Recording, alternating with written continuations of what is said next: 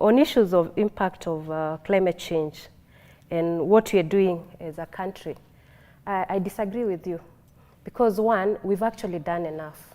We've done a lot in terms of putting policies in place as a country. So you cannot say we've not done much. I'll start with that.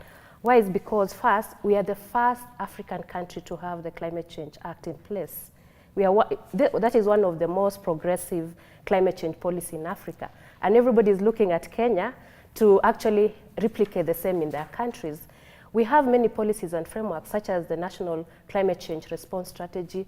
We have the National Climate Change Action Plan. We are now doing our third generation of Climate Change Action Plan.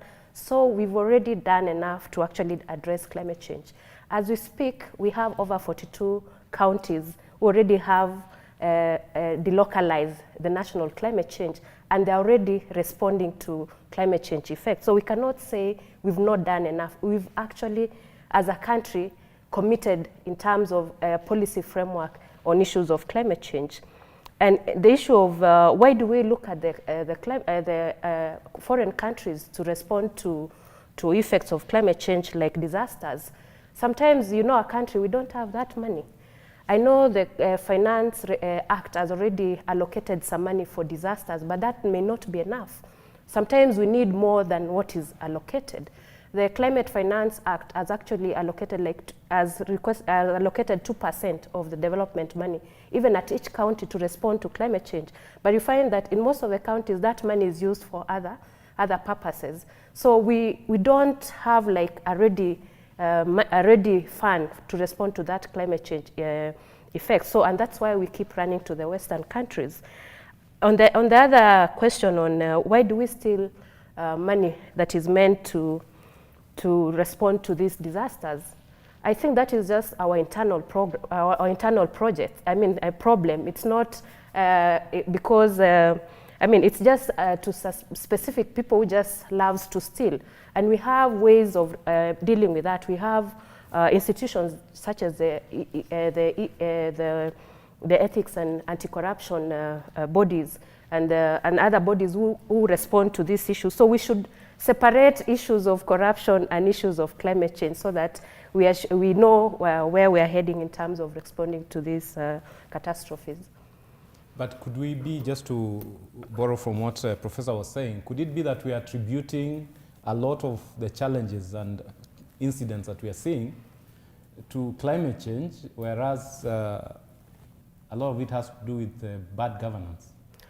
Partially, it could, I mean, if in terms of weather changes, you can't say it's a governance issues. In terms of flood, it's not a governance issues.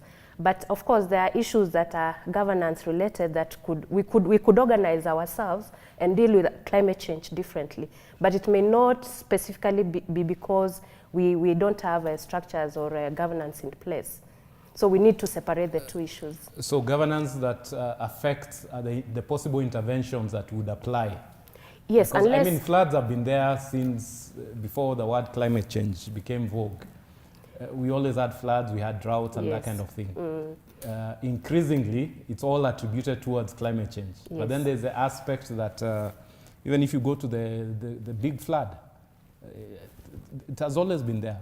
So my question, and just driving on what you were saying, is have we found an opportune excuse that also removes away the responsibilities, whether it's county governments, to take interventions that would help address the actual problem as opposed to us looking to the Western nations? I agree with you.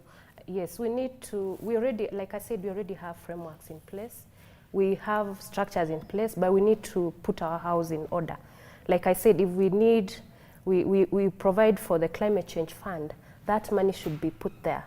And the structures should be in place to address it. So I agree with you that we now need to go to the next level of putting structures in place so that we are able to respond.